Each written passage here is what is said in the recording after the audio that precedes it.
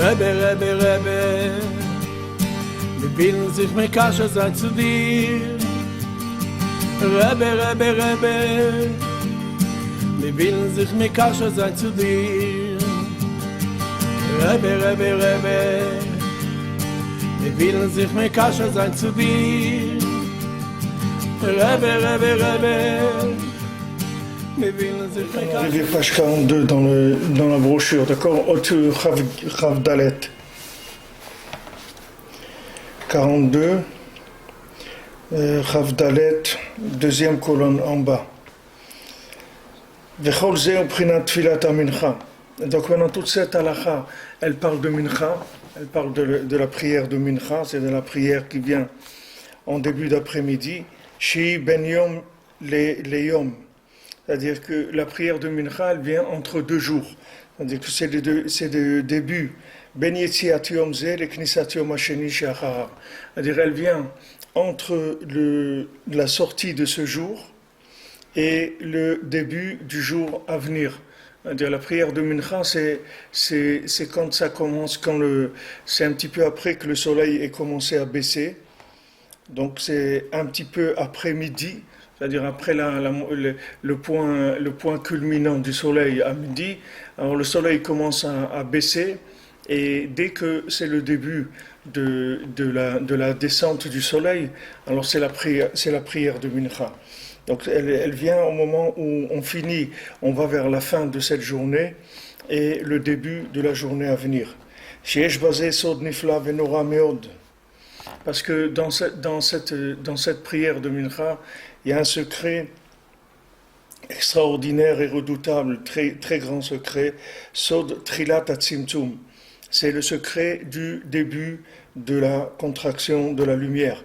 Sheuprinat Ben Hashmashot, qui est, comme c'est écrit Ben Hashmashot, c'est-à-dire entre le coucher du soleil, entre la fin de la journée et le début de l'autre journée, Ke'er Ephraim, c'est écrit que c'est comme un clin d'œil.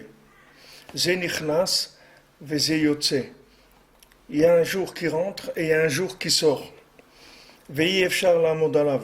Et on ne peut pas calculer. C'est-à-dire que ça c'est écrit dans la halakha, c'est écrit dans la Gemara.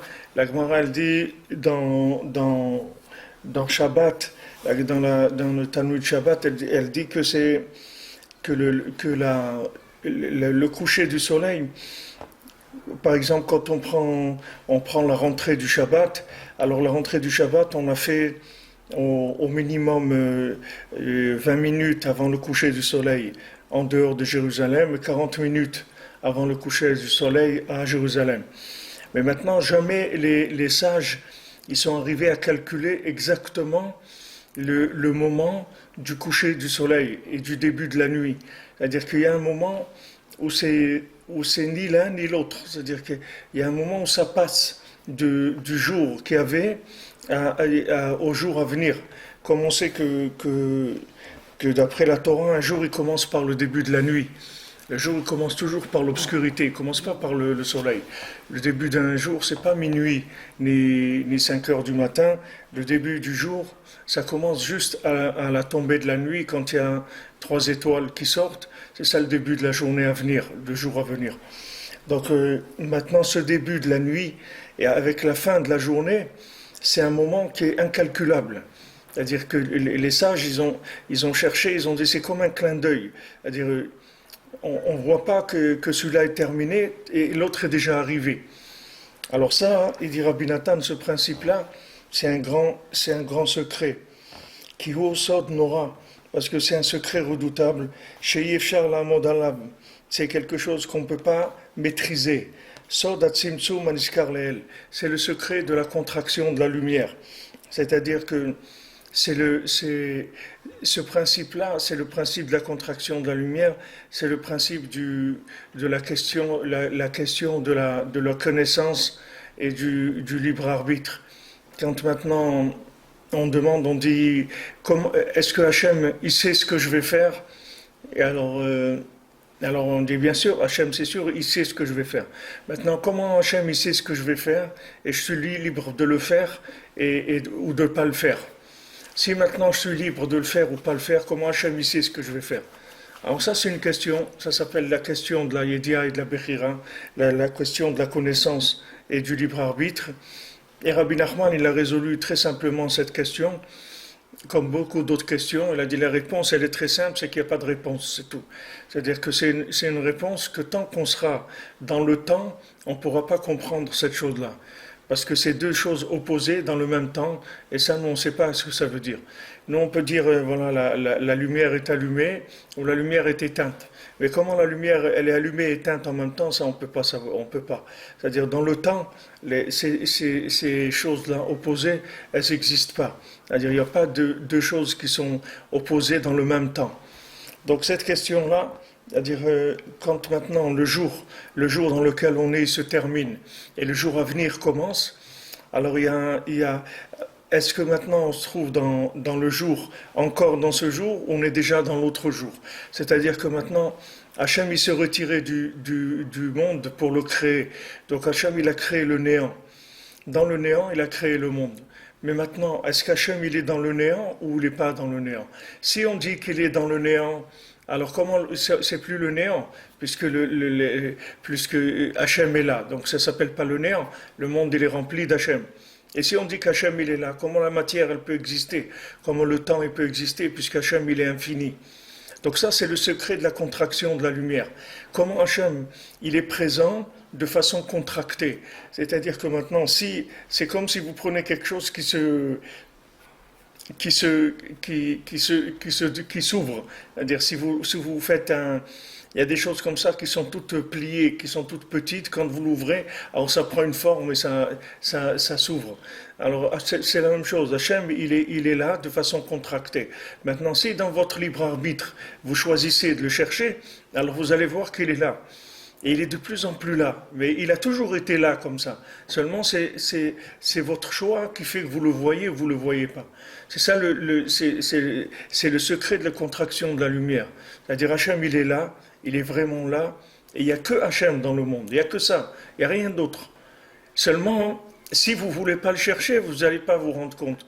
Vous allez croire que la vie, c'est comme ça, que vous allez faire des études, aller travailler, faire ce que vous avez à faire, etc. Et vous n'allez pas vous rendre compte qu'il y a Hachem. Mais si maintenant, vous répondez à un appel d'Hachem, vous faites un pas vers lui, lui va faire deux pas vers vous. C'est-à-dire qu'il va se révéler à vous. Et il va vous montrer que c'est lui le boss, c'est lui le patron du monde. Et plus vous allez avancer vers lui, plus vous allez vous rendre compte qu'il n'y a que lui. C'est-à-dire que lui, il peut tout faire, il peut tout vous donner, il peut tout faire pour vous. Mais pour ça, il faut faire des petits choix. À chaque fois qu'on fait un choix, on augmente la prise de conscience de l'existence d'Hachem. Jusqu'à ce qu'après, vous pouvez arriver à un moment où vous n'allez pas comprendre vous-même comment vous avez vécu dans ce monde et que vous ne saviez pas ça. Ça a l'air tellement évident que vous dites, mais comment j'ai pu vivre ici et je ne me suis pas rendu compte de ça? Parce que ça, c'est le secret de la Bechira. C'est-à-dire qu'il y a la présence d'Hachem, elle est là, il n'y a que Hachem dans le monde et vous pouvez ne pas le voir du tout si vous choisissez de vivre dans l'inconscience de l'existence d'Hachem. Et Hachem, il va appeler, comme je vous l'ai dit plusieurs fois, Rabbi Nachman dit, Hachem, il appelle chaque individu sur terre tous les jours, en permanence. Il lui fait des appels. Et si la personne elle répond présente à un appel, elle va rentrer dans une prise de conscience plus grande de l'existence d'Hachem. Et après, il y aura un appel un peu plus fort. Et comme ça, jusqu'à que la personne elle arrive à une évidence de la présence d'Hachem et qu'elle sache qu'il n'y a que Hachem dans le monde et qu'il faut s'adresser à lui et communiquer avec lui. Donc ça, c'est le sort du Tzimtzum. C'est ce que Rabbi Nathan il amène ici, le secret de la contraction de la lumière. Maintenant, nous, on répare tout ça, c'est-à-dire on fait la réparation de ça par l'éveil d'en bas. Alors maintenant, Rabbi Nathan, il va préciser un petit peu plus les choses par rapport à tout ce qu'on a étudié. Et il va dire que l'éveil d'en bas, c'est-à-dire l'outil de choix principal, c'est-à-dire qu'est-ce qui va manifester le degré de choix de la personne, c'est la prière. c'est combien il va communiquer avec Dieu. C'est ça le véritable choix, c'est là où il se trouve. C'est-à-dire, est-ce que je vais parler avec Dieu, je vais établir un lien avec lui ou pas? C'est là où il va y avoir le choix de la personne.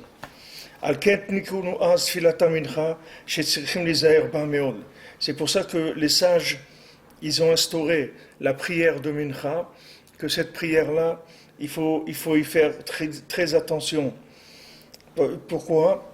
À ce moment de Mincha, c'est-à-dire à la moitié de la journée, il faut faire très attention de faire cette prière-là avec kavana, c'est-à-dire avec concentration, de mettre tout son cœur sur cette prière.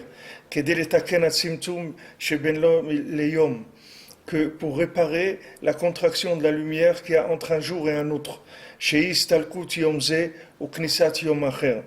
est le fait que ce jour-là s'en va et qu'il y a un autre jour qui vient.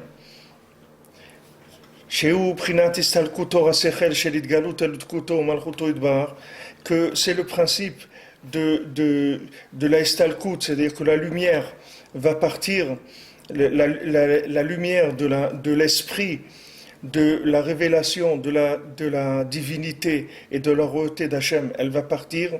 C'est la lumière du jour qui part.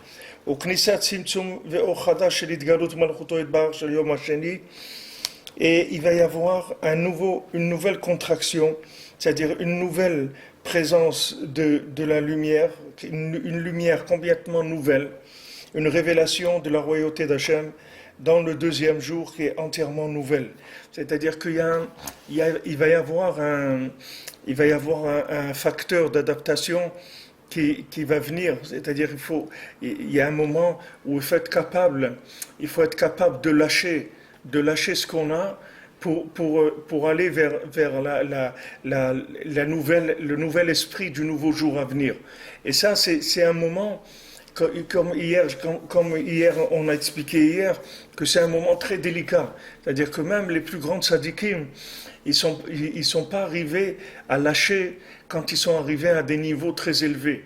C'est-à-dire que quand Rabbi Nachman il a dit, moi je suis arrivé là où je suis arrivé parce que je me renouvelle tout le temps.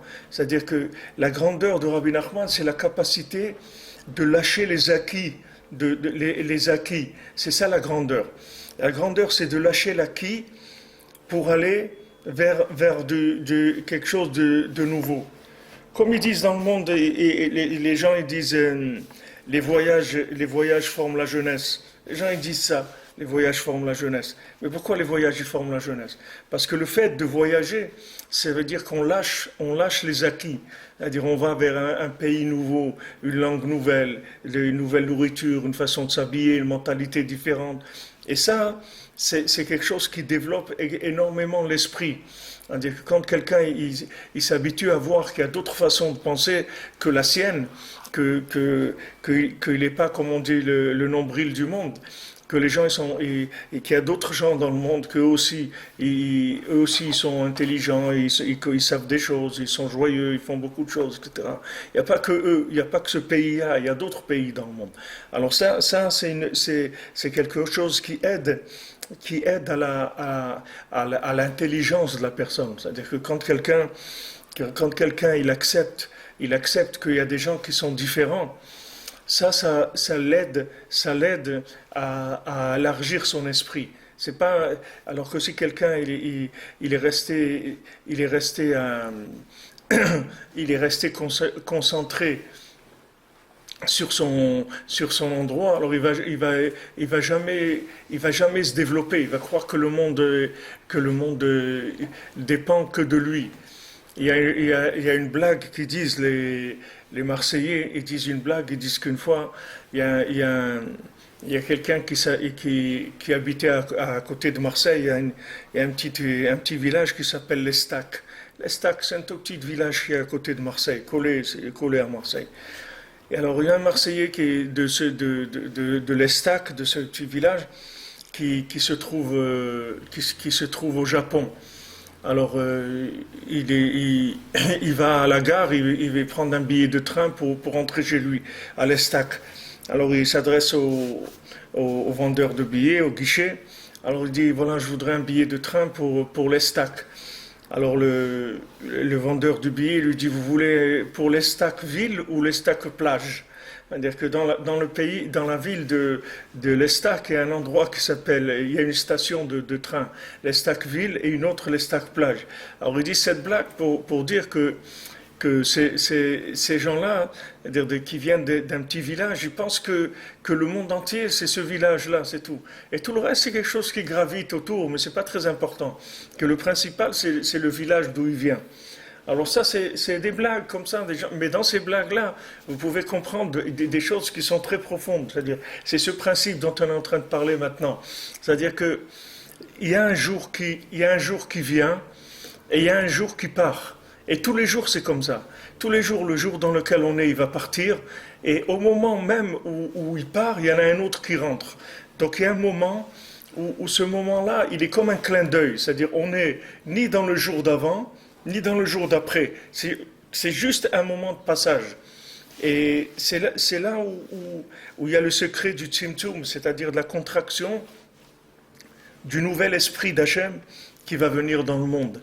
C'est-à-dire que maintenant, Hachem, comme il s'est révélé hier, il va pas se révéler de la même manière aujourd'hui. Ça va être autre chose. Mais pour ça, il faut lâcher il faut lâcher la connaissance qu'on a eue la veille. Parce que si on reste avec la connaissance de la veille, on peut pas découvrir la journée. C'est ce que je vous ai dit, c'est pourquoi le Baal Shem Tov, il dormait pas avec de l'argent. Toujours le Baal Shem Tov, il dépensait son argent, il donnait l'argent à la tzedaka avant d'aller dormir. Parce qu'il voulait absolument pas utiliser de l'argent de la veille pour le lendemain. Il voulait avoir de l'argent, une parnassa qui venait de la journée, pas une parnassa qui venait de la veille. Il avait peur de rester avec un esprit ancien, une énergie ancienne qui est une énergie morte parce qu'elle est plus là, elle sert plus à rien. Parce que dans la nouvelle journée, l'énergie d'hier, elle ne va pas me servir. C'est une nouvelle énergie, il faut aller à la découverte d'une nouvelle énergie. C'est la vitalité que vous voyez dans les marchés, par exemple, quand vous allez dans des marchés qui sont des marchés par journée. Ici à Ouman, il y a le marché, je crois, le dimanche, le mardi, le vendredi. Il y a des jours comme ça de marché. Et le marché, c'est extraordinaire parce que vous voyez une vie extraordinaire dans le marché. Ça vient d'où? Ça vient de ça. C'est-à-dire que ces gens-là, ils viennent, c'est des choses nouvelles. C'est pas comme un magasin. Un magasin, vous rentrez dans un magasin, vous pouvez trouver des choses qui sont là. Et on a fait la vitrine pour la saison, etc. On a placé toutes les choses. Et vous rentrez, vous venez le lendemain, vous allez trouver la même chose, à peu près rangée pareil, etc. Mais le marché, c'est pas comme ça. Le marché, tous les jours, les gens, ils remballent et ils déballent. C'est pas la même chose. C'est-à-dire que quand la personne elle arrive le matin, à 4 heures du matin ou 5 heures du matin au marché, il n'y a rien. Elle sort toute la marchandise qu'elle a dans son camion, elle prépare l'étalage, elle met tout, et quand elle finit sa journée, en général en début d'après-midi, comme ça, vers 2 heures, il termine, et il remballe, il ramasse tout, il range tout. Et voilà, ça y est, la journée est finie. Demain, ça sera autre chose. Il va être dans un autre endroit, il va déballer la marchandise dans un autre endroit, etc. Tout ça, quand on va dans ces endroits, on sent quelque chose de vivant. C'est pas comme les magasins. Vous entendez des gens crier, des gens il y a du mouvement, il y a de la vitalité. Ça vient du fait du renouveau qu'il y a dans ces endroits-là. C'est-à-dire que le fait que vous viendrez en fin de journée, il n'y a plus rien dans cet endroit-là. Vous ne pouvez pas vous imaginer qu'aujourd'hui, il y avait des milliers de gens qui ont circulé ici, des gens qui ont vendu toutes sortes de choses, etc. C'est fini, il n'y a plus rien. Et le lendemain, vous venez, il y a d'autres marchands, d'autres marchandises, etc. Ça, c'est la vitalité qu'il y a dans les marchés. C'est pour ça que les gens, ils vont au marché. Ici, je vois souvent au Oman, des gens, ils vont au marché, mais ils n'achètent rien, ils vont juste pour aller au marché, c'est tout. Ils tournent dans les rues du marché, ils passent un moment, puis ils rentrent chez eux, c'est tout. C'est pas qu'ils ont besoin d'acheter quelque chose, mais ils ont besoin de vivre. Ça leur donne de la vitalité de voir cet esprit de renouveau qu'il y a dans l'endroit. Alors tout ça, c'est des choses qu'Hachem y met dans le monde pour éduquer les gens, pour leur montrer comment le monde fonctionne. Que plus il plus il y a de stockage, et moins il y a de vie. C'est-à-dire plus on stocke les informations, et plus il y a de vie. Les gens, ils pensent que s'ils ont compris beaucoup de choses, alors ils sont très intelligents. Mais les gens qui sont très intelligents, c'est pas des gens qui ont compris beaucoup de choses. C'est des gens qui savent des choses, mais ils n'ont rien compris. C'est-à-dire qu'ils savent qu'ils n'ont rien compris. Parce qu'il peut arriver n'importe quel moment un esprit qui va remettre en question toutes les déductions de la compréhension qu'ils ont pu avoir. C'est-à-dire qu'il n'y a pas de... C'est ça les gens qui sont intelligents. C'est la capacité de mouvement dans la connaissance. C'est pas la connaissance qui est figée. Quand la connaissance elle est figée, ça devient tout de suite de la bêtise. C'est pas de la connaissance. Au contraire, la connaissance figée, il n'y a rien qui rend plus bête que ça. Il vaut mieux ne rien savoir que d'avoir de la connaissance figée. La connaissance figée, c'est quelque chose c'est invivable. C'est invivable. C'est pour ça ce qu'on dit que Rabbi Nachman, à chaque fois, il disait « je sais rien ».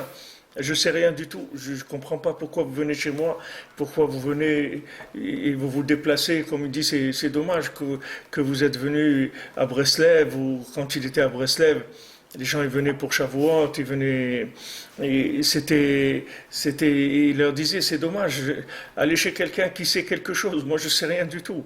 Si j'étais quelqu'un qui savait, j'aurais pu vous enseigner des choses et tout, mais je sais rien du tout. Alors les gens ils étaient complètement déboussolés. Ils disaient mais c'est quoi ce rabbi là qui sait rien? On voit qu'il sait tout. Comment il peut dire qu'il sait rien? Les gens ils comprenaient pas ça. Les élèves, c'est quelque chose qui les perturbait, même Rabbi Nathan, ça le perturbait beaucoup. Parce qu'en général, quand vous avez un maître, alors pourquoi vous allez chez le maître? Pour avoir une sécurité, pour qu'il vous donne qu'il vous apprenne des choses, etc. Mais si vous allez chez un maître qui vous dit qu'il sait rien du tout, qu'est-ce qui va se passer là? Que vous allez apprendre quoi? Alors c'est la même chose que ce qu'on est en train de voir. C'est-à-dire que quand Rabbi Nachman il nous enseigne quelque chose, c'est toujours avec dans l'enseignement, il y a toujours ce côté-là de renouvellement de la connaissance. C'est-à-dire que en même temps, tu vas apprendre des choses extraordinaires et tu vas savoir des choses extraordinaires, mais en même temps, tu vas être capable de laisser cette connaissance-là pour aller découvrir l'esprit nouveau de la manifestation d'Hachem qui va y avoir dans la journée nouvelle qui arrive. Et ça, c'est comme ça, tous les jours, c'est comme ça. Tous les jours, c'est quelque chose d'entièrement nouveau. Rabbi Nachman, il a dit, jamais de sa vie, il a respiré 2 fois la même chose. Jamais quand il a respiré comme la fois d'avant quand il a respiré. Toujours quand il respirait une nouvelle fois, il respirait avec une nouvelle façon de respirer. C'est une respiration nouvelle. Vous voyez, nous, quand on respire, on ne se rend même pas compte qu'on respire. C'est-à-dire, on est là, on fait ce qu'on a à faire, on ne se rend pas compte qu'on a respiré, je ne sais pas combien de fois en quelques secondes. Mais Rabbi Nachman, même sa respiration, elle était contrôlée. C'est-à-dire, même la respiration, chaque fois qu'il respirait, c'était quelque chose de nouveau. Dans sa respiration, c'était quelque chose de nouveau. Parce que dans la respiration, il y a le même principe. Pourquoi on respire comme ça? Pourquoi Hachem ne nous a pas fait des poumons que quand on prend de l'air comme une bonbonne d'oxygène? Pourquoi on ne prend pas de l'air et on reste avec toute la journée? Comme la nourriture, vous pouvez manger le matin un bon repas et puis ça y est, jusqu'au lendemain, vous n'avez pas besoin d'une autre nourriture. Pourquoi on respire tout le temps? On respire tout le temps, c'est ce principe-là. C'est la même chose que ce qu'on est en train de voir ici. C'est-à-dire chaque fois qu'on inspire, on respire de l'air nouveau.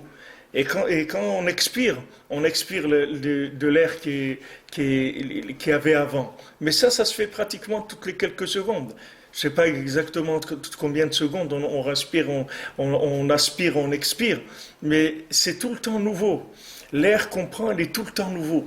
C'est-à-dire on est tout le temps aéré par quelque chose de nouveau. On respire, on respire la nouveauté, on respire la vie. C'est ça la vie. Si quelqu'un ne respire plus, il est mort, c'est tout. Il y a pas de... Avant, ils voyaient la respiration, après, ils ont commencé à voir le cœur, après, la mort du cerveau, des choses comme ça. Mais avant, ils voyaient si les personnes, elles respiraient ou elles ne respiraient pas. C'est comme ça qu'ils voyaient s'il était vivant ou il était mort. Et donc, quand on prend de l'air, il est nouveau. On prend de l'air nouveau, on jette de l'air qui est déjà usé, dans lequel il n'y a pas beaucoup d'oxygène ou il n'y en a pas du tout. C'est comme ça qu'on fonctionne. On fonctionne avec ça. Et tout ce qu'il y a toute la lutte contre la pollution, tout ça, c'est ce principe-là aussi. Qu'est-ce que c'est la pollution? La pollution, c'est des idées anciennes. C'est ça la pollution. La pollution du monde, c'est quand l'esprit ancien, l'esprit conservateur, il domine dans le monde. C'est ça la pollution de l'air. Que les gens ils polluent le monde avec des idées qui sont des vieilles idées, des idées très anciennes, des modes de vie très anciens. Mais il faut pas, c'est pas ça la vie. C'est pas, les modes de vie très anciens, ils n'ont rien à voir avec ce qu'il y a. Vous voyez aux États-Unis ce qui se passe avec ce Trump-là, ce qui se présente. Les gens, ils comprennent rien. Ils disent, mais comment un homme comme ça, il a l'air tellement lourdingue comme ça, tellement lourd, le bonhomme, quand il parle. Il est tellement comme ça agressif. Et il dit, mais comment un homme comme ça, il a pu franchir les échelons et arriver maintenant à être candidat à la présidence des États-Unis? C'est quelque chose d'incompréhensible. On ne peut pas comprendre une chose pareille. Vous savez, aux États-Unis, combien il y a de gens qui sont capables d'être présidents de la République, des gens qui se tiennent bien, qui parlent bien, qui ont des formations universitaires, de hautes écoles, etc., qui ont fait Harvard ou je sais pas quoi. Voilà, ils sont capables de vous faire des discours intelligents, analytiques et tout. Mais ça, c'est un bonhomme, il n'y a pas d'analytique, rien du tout. Il n'y a rien. Vous voyez que c'est un bonhomme, il est très très lourd. Et pourtant, regardez, il monte. Et sûrement que ça va être lui le prochain président des États-Unis. Et pourtant, il n'a pas du tout l'air d'être quelqu'un qui est fait pour ce poste-là. Et pourtant, il arrive parce que les gens, ce qu'ils cherchent, c'est la vie. C'est pas des gens qui savent gérer des données. Ils cherchent des gens qui sont vivants, des gens qui ont en eux une expression nouvelle, quelque chose de nouveau. Vous voyez tous les gens dans les campagnes politiques, toujours ils disent pour le changement, l'esprit du renouveau, l'esprit du changement, ordre nouveau. Et en France, ils appellent ça, FN avant ça s'appelait, je crois, ordre nouveau. Tous les gens ils parlent de renouvellement, de renouvellement. En fait, BMT, il n'y a pas tellement de renouvellement, c'est toujours les mêmes trucs, mais en tout cas, ils savent que les gens ils cherchent toujours quelque chose de nouveau. Donc ils font semblant que ce qu'ils vont donner, c'est quelque chose de nouveau. Tous ces principes, vous pouvez en trouver des centaines des exemples comme ce que je suis en train de vous donner. Parce que Hachem, il met en place dans le monde toutes sortes de principes pour comprendre comment il fonctionne le monde. Pour savoir que il faut être prêt à laisser ce qu'on a compris pour aller à la découverte de quelque chose de nouveau. Et ça, c'est chaque jour qu'il y a ça. C'est pas uniquement une fois par an, c'est chaque jour qu'il y a ça. Chaque jour, il y a une lumière nouvelle qui vient. Il y a un nouvel esprit qui vient. C'est pour ça que Rabbi Nachman dit le désespoir n'existe pas, parce que tu n'as pas le droit de te désespérer. Parce que le désespoir, il vient d'un constat d'échec. Mais le temps que tu as fait ton constat d'échec, il y a des éléments qui ont changé dans le monde. Donc ton constat d'échec, il ne vaut plus rien du tout. Tu peux le laisser de côté, parce qu'Hachem, il s'est révélé aujourd'hui comme il ne s'est jamais révélé dans le monde. Donc tu ne peux pas avoir un constat d'échec. Le monde, il a évolué tout le temps. Il y a eu le déluge, il y a eu Noach, après il y a eu Avraham Avinu, après il y a eu Moshe Rabbeinu, après il y a eu des Rabbi Shimon, il y a eu le Harizal, il y a eu le Baal Shem Tov, il y a Rabbi Nachman, il est venu, il y a un renouvellement permanent.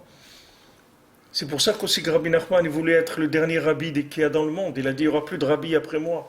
Les gens, quand ils ont entendu ça, ça a été une bombe atomique dans le monde de la chassidoute. Tous les chassidim, il y a le rabbi, et après son fils, c'est le nouveau rabbi, et son gendre ou son gendre, et son petit-fils, etc. Et il y a toujours un rabbi qui est là dans chaque génération. Rabbi Nachman, il a dit moi je suis le dernier rabbi qu'il y a dans le monde. Après moi, il n'y aura plus de rabbi. Alors ça, c'était une bombe. Il n'y a personne qui... Déjà, uniquement ça a déclenché la guerre contre lui. Comment un homme, il peut dire une chose pareille? Comment il peut venir, l'arrière-petit-fils du Baal Shem Tov, et dire, après moi, il n'y a plus de rabbi? Comment quelqu'un peut oser dire une chose comme ça? Parce que Rabbi Nachman, il est venu à un moment où ce principe-là de Rabbi, le principe de Rabbi, ce sont des gens qui sont arrivés dans le monde, dans la quatrième dimension de la révélation d'Hachem, qui est le monde de l'émanation. C'est-à-dire, il y a le monde le plus haut dans la révélation d'Hachem, c'est Atzilut, c'est l'émanation.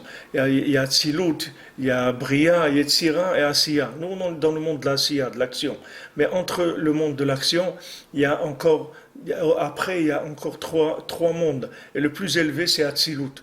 Maintenant, Atzilut, c'est le monde de l'émanation, c'est le monde de la Chassidoute, c'est le monde du Baal Shem Tov. La madriga du Baal Shem Tov, elle vient du monde de la Hatzilut. Et quand le Baal Shem Tov s'est révélé dans le monde, c'est la lumière de la Hatzilut qui s'est révélée. Au début, il y a eu Moshe Rabbeinu, c'est la réparation du monde de l'action, c'est-à-dire que Moshe Rabbeinu l'a fait descendre la Torah dans le monde.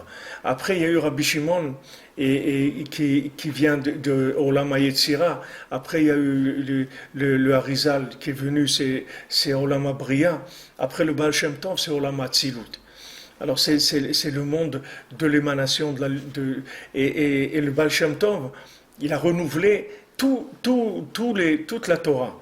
C'est-à-dire que celui qui n'a pas suivi le Baal Shem Tov, et il a raté la marche, c'est-à-dire qu'il y avait à prendre. Il y avait une marche à prendre, et il fallait la prendre et suivre le Baal Shem Tov. Mais seulement, quand Rabbi Nachman est venu, le Baal Shem Tov, c'était terminé. C'est-à-dire, tout l'enseignement du Baal Shem Tov, il était terminé. C'est-à-dire que Rabbi Nachman, il est venu amener quelque chose d'entièrement nouveau. Il est entièrement nouveau. C'est pour ça qu'il a dit, moi je suis le dernier rabbi du monde. C'est-à-dire que lui, il venait du monde de la chassidoute, mais Rabbi Nachman n'a rien à voir avec la chassidoute. Rabbi Nachman, il a amené quelque chose qui vient du monde au-dessus du monde de l'émanation, qui sont les mondes qui sont du néant. Le néant, c'est-à-dire du mamash, le début de la contraction de la lumière d'Hachem. Et ça, c'est un esprit complètement nouveau. C'est-à-dire il n'y a aucune possibilité de comprendre quoi que ce soit à ce niveau-là. Donc un rabbi, c'est quelqu'un qui maîtrise la lumière. C'est ça un rabbi. Vous voyez, les gens, ils venaient chez le rabbi il voyait d'un bout du monde à l'autre. N'importe quel rabbi, il voyait d'un bout du monde. Un rabbi, je dis sérieux, pas ce qu'il y a aujourd'hui. Je parle de ce qu'il y avait à l'époque des élèves du Baal Shem Tov, le Maguid de Mezrich, etc. Tous ces descendants-là qui avaient après le Baal Shem Tov, c'est des gens qui voyaient d'un bout du monde à l'autre. C'était des grands visionnaires, c'était des grands tzadikim. Malgré ça, Rabbi Nachman, il est arrivé, il a balayé toutes ces choses-là. Il a dit maintenant, pourquoi il a dit je suis le dernier rabbi? Parce qu'il a dit moi, je sais tout, mais là où je suis le plus extraordinaire, c'est que je sais rien.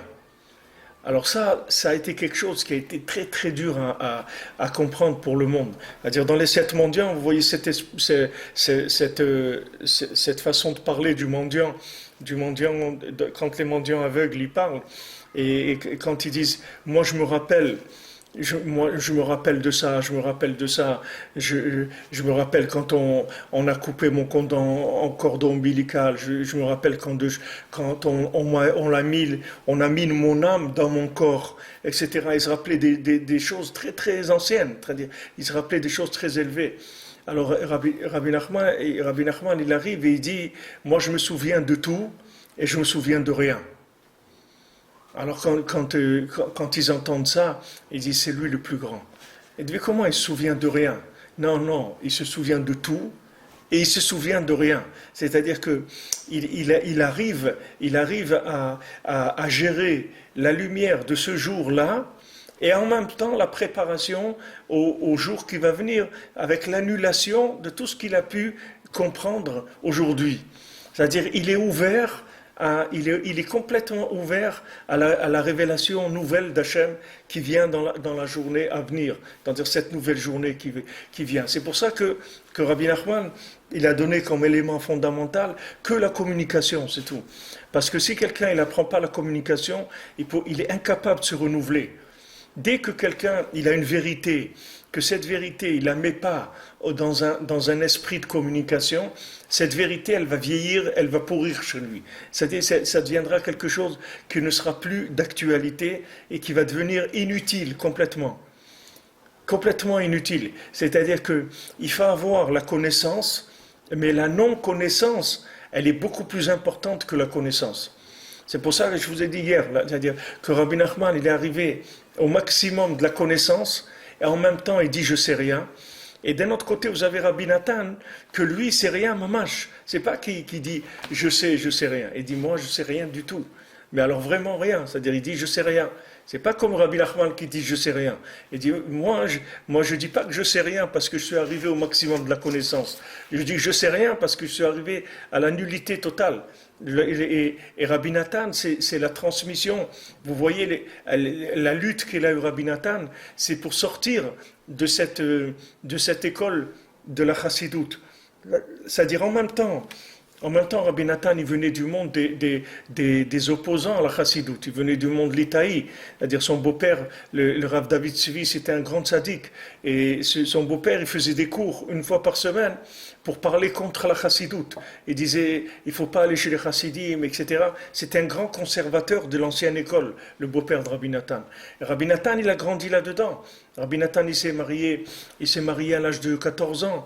Et Rabbi Nathan, c'est des gens, ils commençaient très très jeunes. Il s'est marié à l'âge de 14 ans, il a eu son premier enfant, il devait avoir 15 ans, etc. Il a avancé comme ça.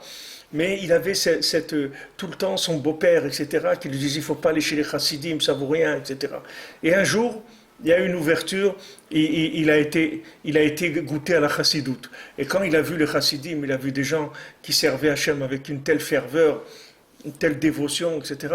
Il était très impressionné, donc il est rentré dans la chassidoute, Rabbi Nathan. Il est rentré dans la chassidoute, il a été chez Rav Levi Yitzhak de Berditchev, il a été chez les grands de l'époque. Il était Dayan, il était juge là-bas dans le tribunal de Rav Levi Yitzhak de Berditchev, etc. Et une fois qu'ils étaient réunis avec les chassidim, alors il y avait un tour comme ça où ils allaient acheter chacun à chaque fois ce qu'ils appellent des bégalets, des petits, c'est pas des croissants, c'est comme en Eretz, ces petits pains ronds là comme ça. Alors chacun à son tour il allait acheter des bégalets. Ils se réunissaient les chassidim pour parler d'Hachem, pour parler de Torah, etc. Ils prenaient une boisson avec des gâteaux. Ce petit gâteau rond qui s'appelle bégalé. Chacun, à son tour, il allait à la boulangerie acheter les bégalés. Alors ça arrivait un jour où c'était le tour de Rabbi Nathan d'aller acheter les bégalés. Alors il a été acheter les bégalés. Maintenant, quand il est revenu de la boulangerie avec ces bégalés-là, il a dit, mais qu'est-ce que je suis en train de faire? Qu'est-ce que je suis en train de faire dans ce monde? Qu'est-ce que je fais ici? Qu'est-ce que je fais ici? Qu'est-ce que je suis en train de faire? Et il s'est senti mal. Et alors il est rentré dans une synagogue. Il a été dans l'endroit où il y a les femmes qui prient là-bas. C'est un endroit que dans la semaine, c'est vide en général, dans la journée. Et il a pris un Teilim, des psaumes, il a commencé à pleurer, à lire les psaumes, à pleurer, et il est tombé, il s'est endormi. Et quand il s'est endormi, il a rêvé de Rabbi Nachman. Il ne le connaissait pas, il ne savait même pas qu'il existait, mais il a rêvé de Rabbi Nachman, il a rêvé qu'il essayait, Rabbi Nathan, de monter une échelle, et il tombait. Il essayait de monter et il tombait. Et Rabbi Nachman, il est venu, il a dit, vas-y, continue, essaye encore, tu vas y arriver. Alors, Rabbi Nathan, il montait cette échelle, quelques escaliers, quelques échelons, et tombait. Quelques échelons est tombé, et Rabbi Nachman, il l'a encouragé, etc.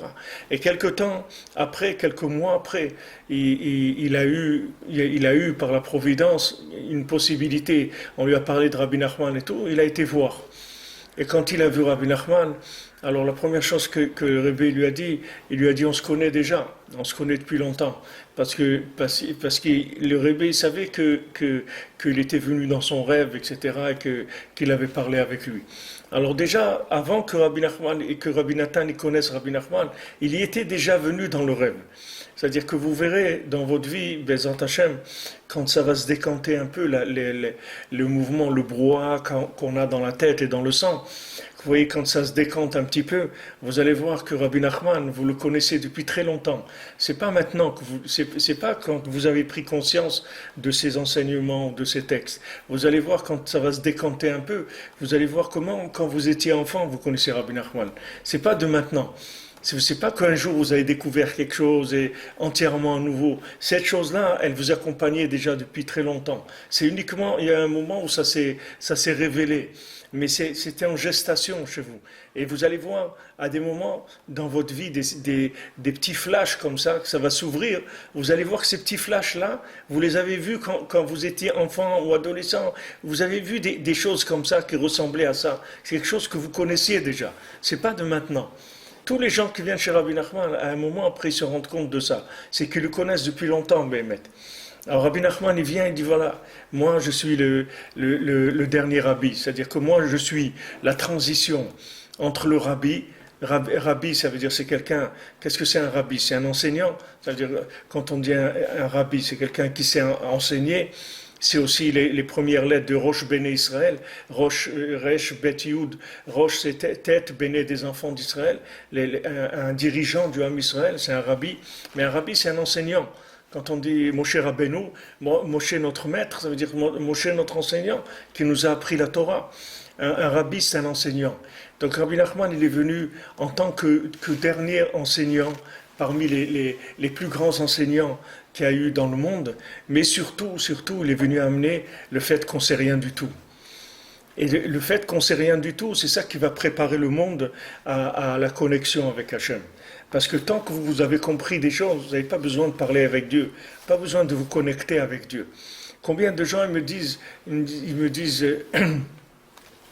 mais c'est difficile, il y avait des gens de Paris hier qui étaient de passage ici, on a passé un petit moment hier soir ensemble, on parlait un peu, et ils disaient, mais Ravi frère, c'est difficile à être beau des doutes, c'est difficile de parler avec Hachem.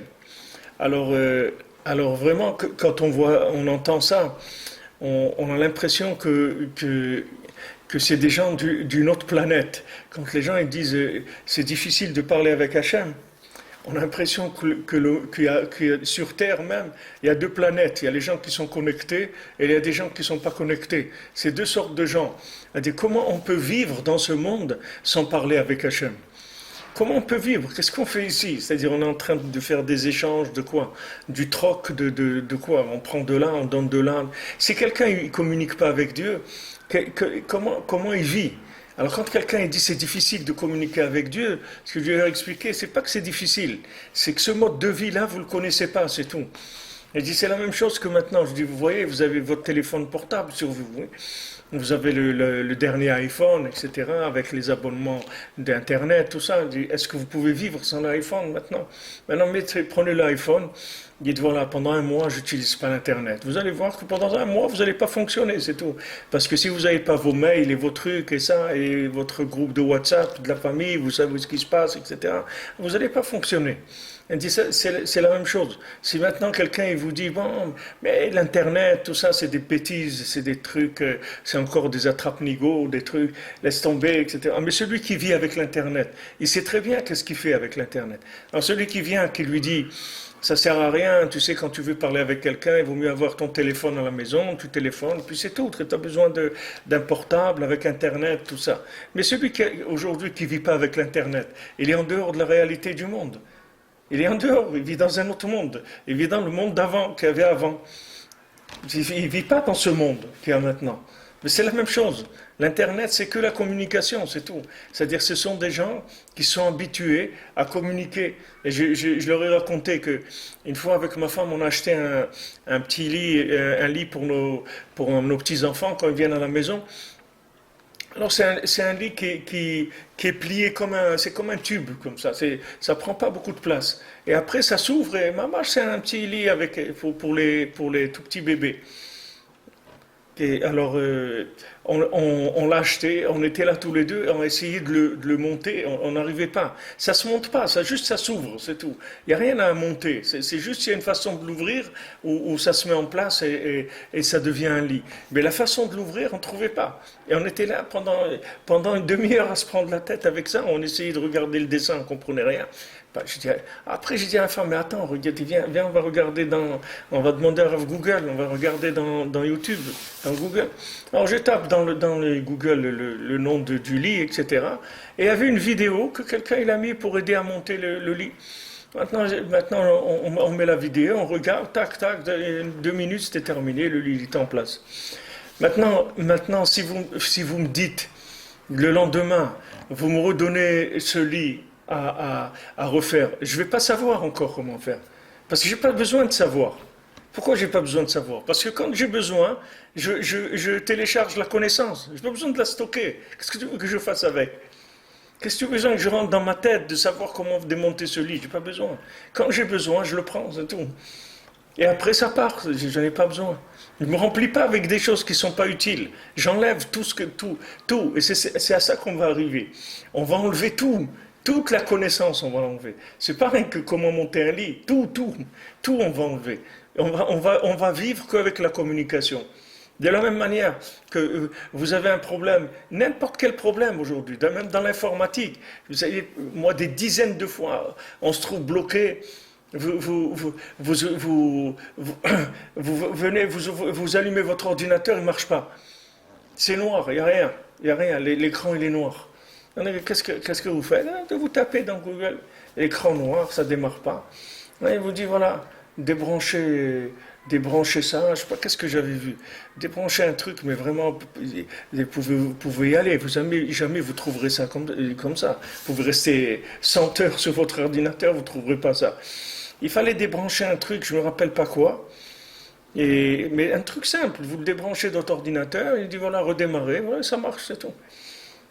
Mais comment tu vas trouver ça? Les gens, ils ont travaillé pour trouver ça. Toi, tu n'as pas besoin de travailler. Tu n'as pas besoin. Tu as un problème, tu cherches, tac, tu le télécharges et voilà, tu as résolu ton problème. Ça, c'est une éducation qu'Hachem nous fait.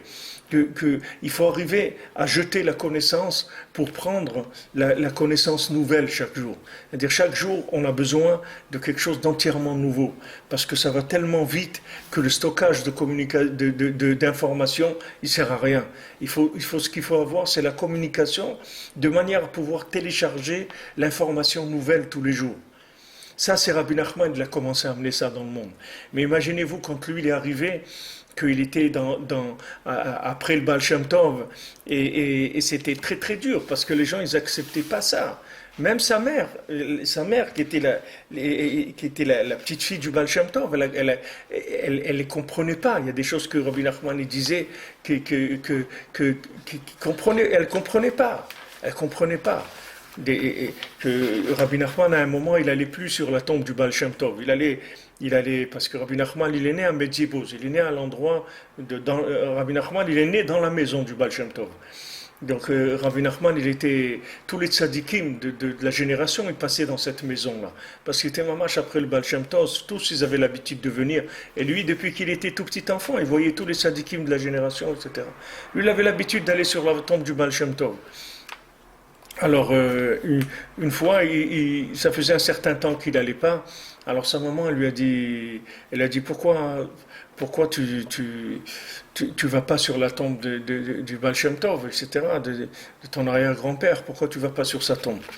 Alors Rabbi Nachman il a dit moi je vais pas sur sa tombe, s'il veut venir me voir, il a qu'à venir me voir. Mais moi je vais pas sur sa tombe. Alors ça c'est des paroles que Rabbi Nachman il a dit, ça choquait les gens quand ils entendaient ça. Il était tout jeune, dire des choses comme ça, c'était choquant. Alors après, Béhémet, le Baal Shem Tov, il est venu le voir, et sa mère, la mère de Rabbi Nachman, c'était une femme, elle avait de la prophétie, elle voyait beaucoup de choses. Alors elle a su que le Baal Shem Tov, il est venu voir son fils. Alors après, il lui a dit non, il est venu te voir, oui, alors fais-lui honneur et va le voir. Rabbi Nachman, pour faire plaisir à sa maman et tout, après il a été. Et, et le Rav aussi, Baruch de Medzibos, qui était, comme je vous ai dit, l'oncle de Rabbi Nachman, c'était le frère de sa maman. Alors, il avait l'habitude toujours de venir sur la tombe du Baal Shem Tov et de parler avec lui. Alors, une fois, il est venu sur la tombe du Baal Shem Tov et il soupirait. Alors, il soupirait, alors quelqu'un lui dit pourquoi vous soupirez? Il lui dit parce que ça fait plusieurs fois que je viens et le Baal Shem Tov il n'est pas là. C'est-à-dire, je vois qu'il n'est pas dans l'endroit de sa tombe. Alors, il y avait un tzaddik qui était enterré à côté du Baal Shem Tov. Il lui a dit si tu veux voir le Baal Shem Tov maintenant, il faut que tu ailles chez Rabbi Nachman, parce que le Baal Shem Tov il a déménagé, il n'est plus là. Il est à côté de Rabbi Nachman à Ouman, il est plus ici. Alors ça, c'est des choses, quand les gens ils entendaient ça fait des chocs dans la tête, c'est des trucs, c'est quoi ça? C'est quoi cette neshama? C'est quoi? Il est venu amener quoi? Qu'est-ce qu'il a? Non, il est venu amener quelque chose de complètement nouveau, c'est tout. C'est complètement différent de tout ce qu'il y a eu dans le monde. C'est la fin, c'est l'esprit de la finalité du monde. Ça n'a rien à voir avec ce qu'il y avait eu avant. Ça n'a rien à voir avec la chassidoute, ça n'a rien à voir avec la Kabbalah, ça n'a rien à voir avec tout ça. Ça utilise Rabbi Nachman quand il parle, il utilise la chassidoute, mais c'est pas parce qu'il utilise la chassidoute que c'est de la chassidoute. C'est pas parce qu'il parle le langage de la Kabbalah que c'est de la Kabbalah. Quand quelqu'un il parle le français, c'est pas parce qu'il parle le français qu'il est en train de parler de Molière ou de Baudelaire ou de trucs. Il parle le français, parce que c'est une langue, c'est tout. Donc Rabbi Nachman, il a utilisé le langage de la Torah. Le langage de la Torah, c'est le langage de la Gemara, le langage du Talmud, le langage du Zohar, le langage de la Kabbalah, le langage de la Chassidoute. Mais c'est pas de la Chassidoute qu'il est en train de parler.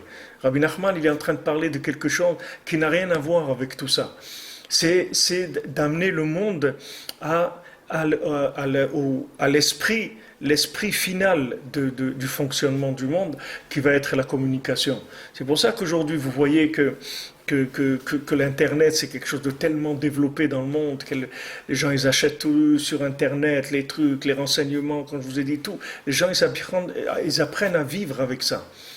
Et c'est un réflexe. Avant, on n'avait pas l'habitude, quand on a un problème, de chercher sur Internet. Comme je vous ai dit hier, vous voulez faire des croissants, par exemple, vous cherchez sur Internet, ils vont vous dire comment on fait. Vous avez trouvé 10, 20, 50 recettes de croissants.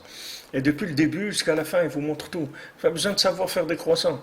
Quand vous voulez la prochaine fois faire des croissants, vous regardez encore la truc. C'est sûr que quand vous allez la regarder 20 ou 30 fois, après vous allez savoir faire. Mais vous n'avez pas besoin de stocker de la connaissance. Il n'y a pas besoin de stocker aucune connaissance. Au contraire, le stockage de la connaissance, ça va être l'ennemi numéro 1 par rapport au renouveau. C'est-à-dire tout ce qui nous empêche d'apprendre, c'est ce qu'on sait. Si Béhémet, on savait qu'on ne sait rien du tout, tous les jours on apprendrait des choses nouvelles. Tous les jours, vous voyez dans l'enseignement de Rabbi Nachman, tous les jours on découvre des choses nouvelles. On ne peut pas dire que ce qu'on a enseigné aujourd'hui, on le savait hier. On ne savait pas. C'est quelque chose qui... Et si on ne fait pas le cours aujourd'hui, eh ben, ces choses-là, elles vont passer. Pourquoi j'essaye toujours de faire le cours tous les jours? J'essaye d'arranger même le voyage et tout pour ne pas rater un cours. Parce que quand on ne va pas le faire, le cours, un jour, ce qui devait être dit ce jour-là, ça va plus être dit. C'est fini. Parce que le lendemain, c'est une autre marchandise qui va arriver. C'est pas ce qu'il y avait. Chaque jour, il y a quelque chose de nouveau. Seulement, il ne faut pas stocker. Il ne faut pas stocker de la connaissance, c'est tout. Il faut savoir qu'on ne sait rien du tout. Vous pouvez avoir à l'esprit des choses, vous savez des choses. Ce n'est pas qu'on ne sait rien, on sait des choses. Mais il ne faut pas que ce savoir, il ne faut pas que ça soit lui qui soit la définition de notre vie. Ce savoir-là, il est stocké et on va l'utiliser quand on a besoin, c'est tout. C'est-à-dire quand on a besoin de développer les éléments nouveaux qui vont arriver. Comme quelqu'un il a une boîte à outils à la maison. Il a une boîte à outils avec un tournevis, une perceuse, une pince, un truc, etc. Maintenant, cette boîte à outils, il va pas l'utiliser tout le temps. C'est-à-dire que cette boîte à outils, c'est pas elle qui va l'informer sur ce qu'il doit faire.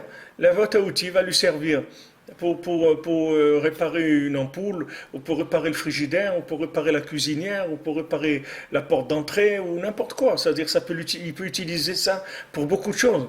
C'est maintenant le besoin qu'il va avoir, qui va lui donner la définition de qu'est-ce qu'il va aller chercher dans la boîte à outils. Il peut avoir besoin de la pince, il peut avoir besoin d'un cutter ou d'un tournevis ou d'une perceuse. Tout dépend de ce qu'il va faire.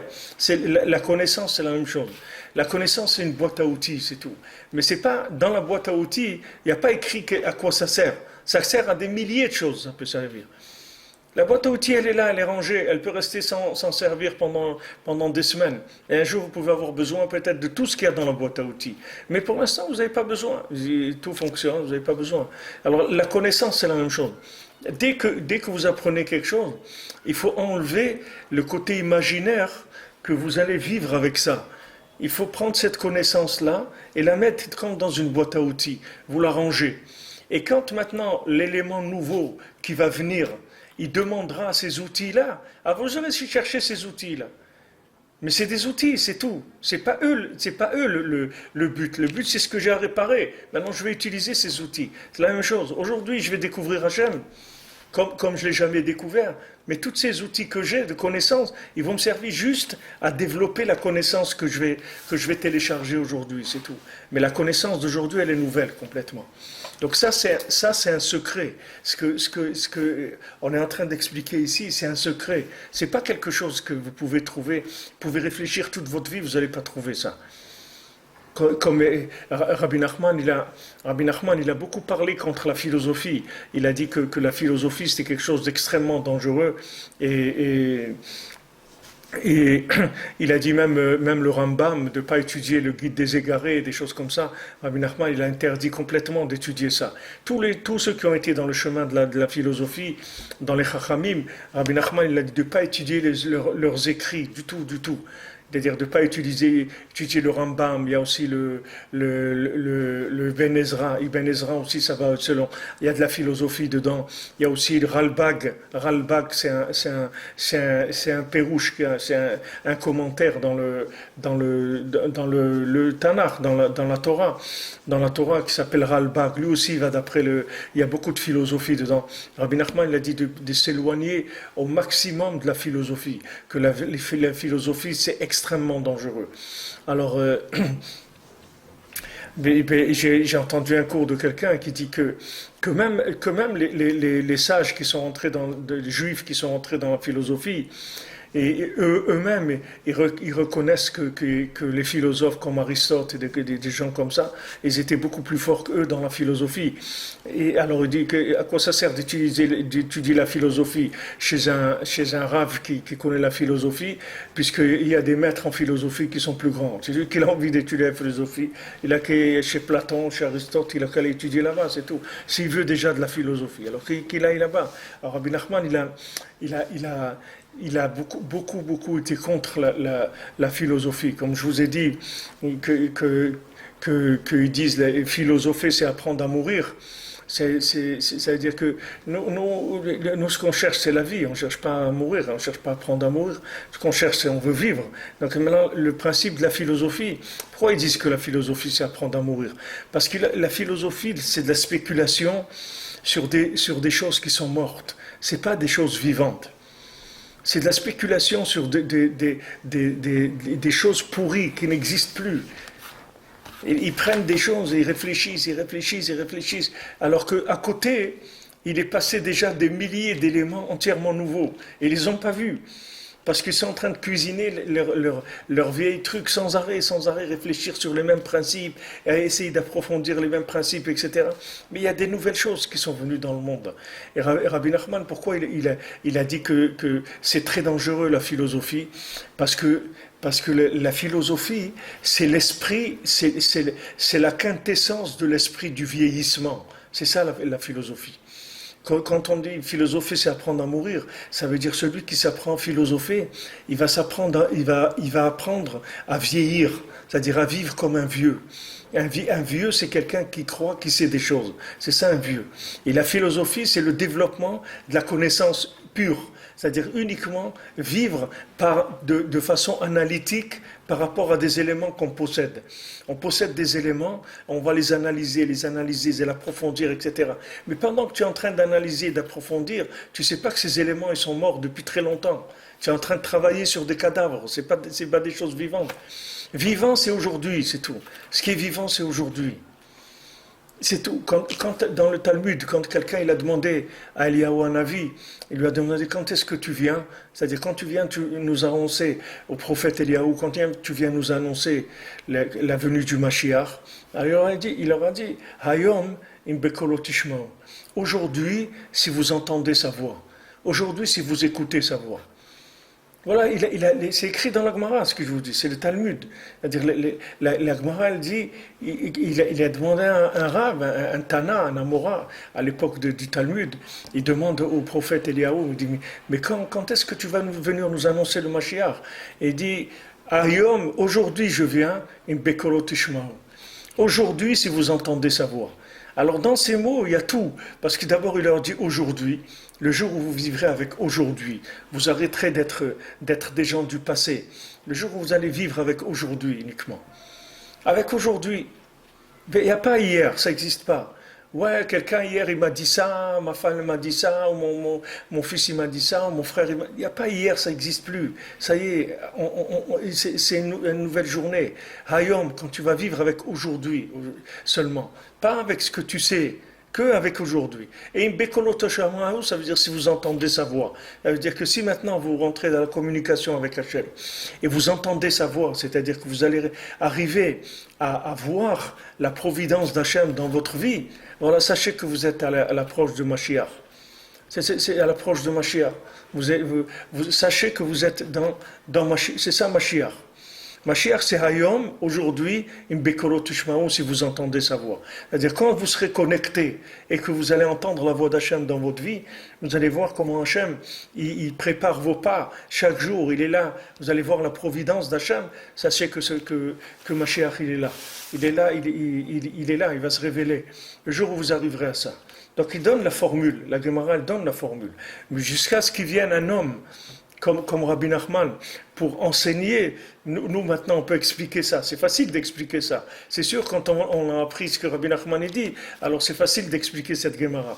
Mais maintenant, allez-y, cherchez les explications qu'il y a sur cette Gemara, vous allez voir que c'est des explications très très évasives, parce que les gens ils ne savaient pas qu'un jour on arriverait à ça. Les gens ils ne savaient pas qu'un jour, toute la vie elle serait basée sur le renouvellement et la communication. Qui est-ce qui savait ça? Personne ne savait ça. Rabbi Nachman est venu il y a 200 ans et il a dit attendez les amis, maintenant on commence quelque chose de complètement nouveau. Qu'est-ce qu'il y a de nouveau? Tout nouveau, complètement. On va vivre dans la journée. Et ça, Rabbi Nachman, il le faisait lui-même dans tout son service d'Hachem. Rabbi Nachman, il disait que quand il se faisait un programme d'études et de prières, il faisait que pour un jour, c'est tout. Il disait voilà, ça je vais le faire un jour. C'est tout. Parce qu'il dit que s'il s'imaginait qu'il allait le faire pendant plusieurs jours, il n'aurait pas pu le faire. Il n'aurait pas pu le faire. Il dit, non, je ne peux pas m'engager sur quelque chose comme ça, c'est trop lourd, jamais je pourrais tenir. Il dit, mais attends, un jour, tu peux faire ça? Il dit, un jour, je peux faire. Ok, alors fais-le un jour, c'est tout. Et le lendemain, il recommençait. Mais il ne recommençait pas ce qu'il avait fait la veille. Il commençait, c'est-à-dire aujourd'hui c'est un jour nouveau. Donc il disait encore, voilà, aujourd'hui je fais. Même qu'il faisait la même chose qu'il a fait la veille, mais il n'a pas fait. Quand il a commencé, il s'est pas dit, maintenant je me lance dans ça et je vais le faire tous les jours. C'est pas tous les jours, c'est rien qu'un jour, c'est tout. Alors ça c'est le principe des miettes dont on a parlé. C'est-à-dire que maintenant, aujourd'hui, tu vas arriver à, si tu veux faire beaucoup de choses, tu ne vas y arriver que si tu fais des petites choses. Mais beaucoup, tu ne vas pas arriver. Parce que beaucoup, ça n'existe plus aujourd'hui. Tu ne pourras pas faire beaucoup. Mais tu pourras faire beaucoup, mais pas en faisant beaucoup. En faisant beaucoup d'un petit peu. Tu vas faire un petit peu, et un petit peu, et un petit peu, et un petit peu, tu vas voir après que tu vas faire beaucoup. Mais ton approche, elle va être un petit peu. Pourquoi elle va être un petit peu? Parce qu'il faut que ça soit light, très très light, sinon tu ne pourras pas supporter. On ne pourra pas supporter les projets qui sont lourds. On a besoin de projets très très light. On a besoin de choses qu'on peut se débarrasser de ça très rapidement. que si maintenant il y a quelque chose qui vient et qui est nouveau, qu'on puisse arrêter ce qu'on est en train de faire pour aller vers ce qui est nouveau. Il ne faut pas qu'on prenne des charges sur nous, que ces charges-là, elles vont nous empêcher d'avancer. C'est-à-dire que ces charges vont nous obliger à faire du surplace. Il faut rester ouvert à un progrès. Il faut rester ouvert au progrès. Donc c'est pour ça qu'il faut se construire par un amalgame de beaucoup de petites choses. Et encore un petit peu, encore un petit peu, encore un petit peu. Donc maintenant, quand vous faites à chaque fois un petit peu, vous n'allez pas prendre le côté forgé, le côté ancien qui est donné par la connaissance. Parce que toute votre connaissance, vous l'avez prise qu'avec des miettes, c'est tout. Vous ne l'avez pas prise avec des grosses choses. Mais si vous prenez des choses qui sont lourdes, ça sera difficile de les lâcher pour aller vers quelque chose de nouveau. Tandis que c'est comme si vous préparez, vous voyagez, vous prenez une valise, qu'est-ce que vous mettez dans la valise ? Vous n'allez pas prendre en voyage avec vous un cadre avec la photo de votre grand-mère. Pourquoi vous allez mettre ça dans la valise ? Vous n'avez pas besoin de ça vous le laissez à la maison. Qu'est-ce que vous mettez dans la valise ? Ce que vous pouvez avoir besoin, vous avez une brosse à dents, d'un truc et tout, vous mettez ça dans votre valise, c'est tout. C'est tout ce que vous allez prendre. Vous allez prendre le minimum que vous savez que ça, vous en aurez besoin tous les jours. Le reste, c'est pas évident que vous avez besoin tous les jours, alors vous ne prenez pas. La connaissance, ça doit être la même chose. Vous pouvez prendre beaucoup de connaissances, mais cette connaissance, vous devez avoir une approche d'un petit peu. Parce que si vous avez une approche de beaucoup, vous ne pourrez pas. C'est-à-dire que cette connaissance, elle va vous rendre triste. Elle va vous rendre triste, vous allez sentir que c'est lourd. Pourquoi Hachem il nous a tellement affaiblis comme on est. C'est uniquement pour nous obliger à nous renouveler, c'est tout. C'est pas que Chas v'Shalom, Hachem il veut nous affaiblir. Hachem il veut pas nous affaiblir. Hachem il veut nous rendre très très forts. Seulement, il veut qu'on s'alimente d'énergie nouvelle tous les jours. Donc c'est pour ça qu'il nous a affaiblis. Avant, vous avez des gens forts. Ces gens, ils étaient forts et ils étaient installés. Ils étaient très forts et ils étaient installés. Mais ils n'ont pas pu amener le Mashiach parce qu'ils étaient installés. C'est-à-dire, comme ils étaient forts, ils n'arrivaient pas à se renouveler. Mais maintenant, quelqu'un qui est faible, c'est facile pour lui de se renouveler. Parce que de toute façon, il est faible. C'est-à-dire que n'importe quelle chose que tu lui donnes, ça va tenir un jour chez lui, 2 jours. Rabbi Nachman, il va jusqu'à dire, regarde, tu te trouves dans un endroit, des fois tu marches dans la rue ou tu es quelque part dans la maison, et d'un coup tu sens quelque chose de très fort comme ça, quelque chose d'une émotion, quelque chose de fort comme ça. Rabbi Nachman dit, ne bouge pas de cet endroit où tu te trouves, que tu sois n'importe où, dans la rue, dans le métro, où tu te trouves, ne bouge pas de là-bas et parle avec Hachem à l'endroit où tu es maintenant. Parce que ça veut dire que tu es passé dans un faisceau de lumière, tu as attrapé quelque chose, alors ne bouge pas de là-bas. Parce que si tu bouges, tu vas perdre ce faisceau-là. C'est-à-dire, ce faisceau, c'est un appel de communication. Ne bouge pas de cet endroit-là et reste là. Et Rabbi Nachman lui-même, il faisait ça. Des gens les voyaient des fois, il était dans la maison, il marchait, et à un moment, il s'arrêtait dans un endroit, il ne bougeait plus. Et restait comme ça longtemps dans cet endroit-là. Parce qu'il avait attrapé une onde ou un faisceau de lumière, et il restait dans cet endroit pour rester en communication. Mais ça, pour arriver à des sensations comme ça, il faut être complètement dans le renouvellement, sinon vous ne pouvez pas sentir ça. Vous pouvez vous sentir des choses comme ça. Pour sentir des choses comme ça, il faut avoir les antennes qui sont ouvertes. Pour avoir les antennes qui sont ouvertes, il ne faut pas être en train d'écouter une émission. Si vous écoutez une émission, vous ne pouvez pas avoir les antennes ouvertes. Donc c'est pour ça qu'Hachem nous a affaiblis tellement. Il nous a tellement affaiblis pour qu'on n'ait plus la force de vivre avec des vieilleries. C'est pour ça qu'il nous a affaiblis. Que cette faiblesse-là, ce n'est pas du tout une faiblesse. C'est juste une mentalité pour pouvoir vivre qu'avec la communication. Pour emmener les gens à ne vivre qu'avec la communication, pas avec autre chose. Parce qu'on aura l'impossibilité de stocker des choses, puisqu'on n'aura pas la force de garder des informations qui vont nous alimenter tous les jours. On va juste avoir la force d'avoir la émouna dans Hachem, d'avoir confiance dans Hachem, que Hachem il va me donner ce que j'ai besoin chaque jour. Chaque jour, je vais recevoir ce que j'ai besoin. Chaque jour, je vais trouver mon petit colis qui est arrivé. Comme je vous avais raconté un maasé, et je terminerai avec ça, qu'à l'époque du Khatam Sofer, à l'époque du Khatam Sofer, il était en Hongrie. Alors les Juifs en Hongrie, ils n'avaient pas un statut de Hongrois, c'est-à-dire comme les Hongrois, le statut des Juifs, c'est tout, c'était des Juifs, ils n'avaient pas le droit aux professions libérales, ils n'avaient pas le droit à la nationalité hongroise, avec tous les avantages que ça représentait, etc. Alors un jour, ils ont fait voter une loi en Hongrie que maintenant, tous les sujets de l'État, c'est-à-dire tous les Hongrois, ils ont les mêmes droits, et que même les Juifs, ils ont tous les droits comme comme tous les Hongrois. Donc ils peuvent avoir accès aux professions libérales, et je ne sais pas s'il y avait la sécurité sociale, ou n'importe quoi, tous ces avantages sociaux, ils y avaient droit. Alors quand il a pris ça, ils sont venus annoncer ça au Khatam Sofer, le Khatam Sofer, il a commencé à pleurer. Alors ils lui ont dit, mais Rabbi, pourquoi vous pleurez? Il a dit, je vais vous dire pourquoi. Il dit, une fois, il y a un roi qui s'est mis en colère sur son fils, et il l'a envoyé sur une île déserte.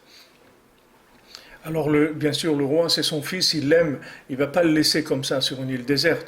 Donc chaque fois, il lui envoyait, tous les jours, il lui envoyait un colis. Il recevait un colis avec de la nourriture pour la journée, etc. Et un jour, il a vu plein de bateaux qui sont arrivés avec du matériel. Et il leur a dit, d'où vous venez, etc. Il dit, c'est ton père qui nous a envoyé, on va te construire un palais pour que tu sois bien, etc. Alors le fils, il a commencé à pleurer. Et on dit, pourquoi tu pleures? On va te construire un palais, etc. Alors il dit, non, quand je recevais le colis tous les jours, toujours je me disais, demain, je vais rentrer à la maison.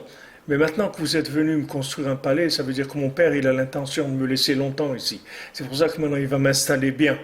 Parce qu'il sait que j'en ai. S'il me construit un palais, c'est pas pour une semaine, c'est pas pour un mois. C'est au moins pour quelques années. C'est pour ça que. Alors le Khatam Sofer, il a dit, c'est pour ça que je pleure. Tant qu'on était comme ça, qu'on n'était pas intégré socialement, tout ça, ça veut dire que bientôt on va monter en Israël et il va y avoir la reconstruction du temple, etc. Mais si maintenant Hachem il nous a envoyé qu'on s'installe bien, qu'on va bien s'encrouter là où on est, alors ça veut dire qu'il nous a laissé pour longtemps ici.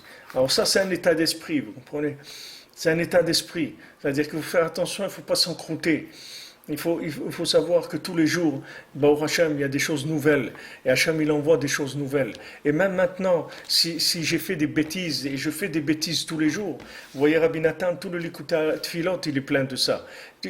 Même si, il dit Hachem, même si je fais des avérantes sans arrêt toute la journée, je sais que en une seconde, tu peux me changer. En une seconde, je sais que je peux changer. Et j'attends ça, et j'espère ça, et je suis sûr que ça va venir. Parce que Rabbi Nathan, il nous apprend en même temps la conscience de quelqu'un qui se sent très loin, mais en même temps la confiance d'un Hachem que tout peut changer en quelques secondes. Tout peut changer. Parce qu'il y a des énergies nouvelles tous les jours. Il y a une nouvelle sainteté, il y a un nouvel esprit qui vient dans le monde.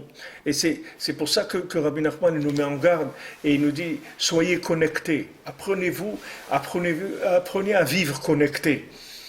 Il y a des gens qui disent, ouais, bon là, il y a des doutes, il faut remercier Hachem, et il faut se juger, et il faut demander, etc. C'est ça, c'est-à-dire tous les grands axes de l'Aïd des doutes, c'est remercier Hachem, se juger et demander ce qu'on a besoin. Mais Béhémet, ça c'est quand quelqu'un il a son moment où il va faire Idbo des doutes, alors il a ces éléments-là qu'il va traiter. Mais quand quelqu'un il va s'habituer à faire Idbo des doutes des années, après il ne va pas attendre le moment où il va faire Idbo des doutes pour remercier Hachem. Dès qu'il va recevoir quelque chose, il va remercier Hachem. Dès et même s'il ne reçoit rien qu'il est vivant, dès qu'il a un moment libre, il va remercier Hachem. Merci mon Dieu pour la vie que tu m'as donnée. Merci mon Dieu que j'ai la santé. Merci mon Dieu que tu m'as donné les moyens pour vivre. Ça, vous pouvez le faire toute la journée. Vous n'avez pas besoin d'attendre d'être dans un moment de des doutes. Dès que vous avez un moment de libre, vous habituez à remercier Hachem. Et quand on fait une bêtise, on n'a pas besoin d'attendre le moment où on va faire Idbo des doutes. Tout de suite, on va dire à Hachem, excuse-moi Hachem, et je te demande pardon, mais je voulais pas faire ça. Sache que c'est le Yetzirah, c'est pas moi je veux pas faire ça. Moi je veux être comme ta volonté, je veux pas te faire de la peine. Je veux t'aimer, faire ce que tu veux, etc. Mais ça, il n'y a pas besoin d'attendre le moment où la personne, elle va faire Idbo des doutes. Si quelqu'un, il est connecté, il ne va pas attendre le moment officiel de connexion avec Hachem. Il va être connecté toute la journée. C'est-à-dire qu'il va avoir besoin tout le temps d'exprimer ce qui se passe avec Hachem. Combien de choses qu'on vit et qu'on a besoin de téléphoner à la maison pour dire, wow, regarde, tu sais qui est-ce que j'ai rencontré, un tel truc, tu te rappelles ça. On ne peut pas attendre le soir qu'on va rentrer à la maison pour raconter ça. On vit quelque chose, on a besoin tout de suite de téléphoner pour le dire à son conjoint ou à ses enfants.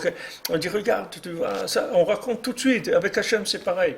On va arriver à un moment de fusion, c'est-à-dire avec Hachem tellement grande qu'on aura besoin d'exprimer tout le temps. C'est-à-dire on n'attendra pas d'avoir un moment officiel de communication avec Hachem. Toute notre journée entière, ça va être de la communication avec Hachem. C'est à ça qu'il faut arriver. Et c'est ce qu'elle dit la Gemara, Alvaï, que la personne ait pris toute la journée. Quand la Gemara elle dit que ce que Hachem il voudrait, c'est qu'on prie toute la journée, ça ne veut pas dire qu'on va rien faire, qu'on va faire que prier. Ça veut dire qu'on va être connecté. C'est un état d'esprit, c'est une mentalité. Je suis en train d'attendre l'autobus, il arrive. Merci mon Dieu que l'autobus il est arrivé. Parce qu'il y a des fois l'autobus il n'arrive pas. Il y a des grèves, il y a des inondations, il y a beaucoup de choses dans le monde. C'est pas tout qui marche tout le temps comme on veut. Il y a des fois alors quand l'autobus arrive, il est à l'heure, j'ai pas attendu beaucoup. Des fois il y a marqué l'autobus tous les quarts d'heure et vous attendez une demi-heure, il vient pas. Et des fois, vous arrivez, au moment où vous arrivez, l'autobus il arrive, vous avez gagné un quart d'heure ou 20 minutes. Mais vous pouvez remercier Hachem sur ça. C'est une occasion de remercier Hachem. Et comme ça, toute la journée, dans tout. Au Hachem, j'étais au magasin, j'ai trouvé il était ouvert, j'ai trouvé ce que j'avais besoin, etc. Ma valise, elle est arrivée. Moi, une fois, j'étais avec ma femme à Londres il y a 2 ans, et notre valise, elle n'est pas arrivée. C'était un vol simple, il n'y avait pas d'escale, mais notre valise, je sais pas, elle n'est pas arrivée en tout cas. Et il y avait beaucoup de matériel, j'avais besoin, etc. Tout est parti. Alors depuis, je me suis habitué, parce qu'avant, je croyais que la valise, c'est normal qu'elle arrive, mais que le jour où, une fois, vous ne retrouvez pas votre bagage, et elle s'est perdue complètement, on ne l'a plus retrouvée. Alors, quand vous voyez ça, alors vous dites, attends, que quand je vois ma valise apparaître sur le tapis, là, que ça roule comme ça, on attend. Alors la valise, elle sort. Il faut remercier Hachem que la valise, elle est arrivée. Parce qu'il faut savoir, il y a des valises qui ne sont jamais arrivées. Il y a des gens aussi qui ne sont jamais arrivés. Chaque chose, il faut remercier Akadosh Baruch Hu. Il n'y a rien d'évident. Alors ça, c'est un état d'esprit de communication en permanence. Bezrat Hachem. Batzlacha, bonne journée. À demain, Bezrat Hachem.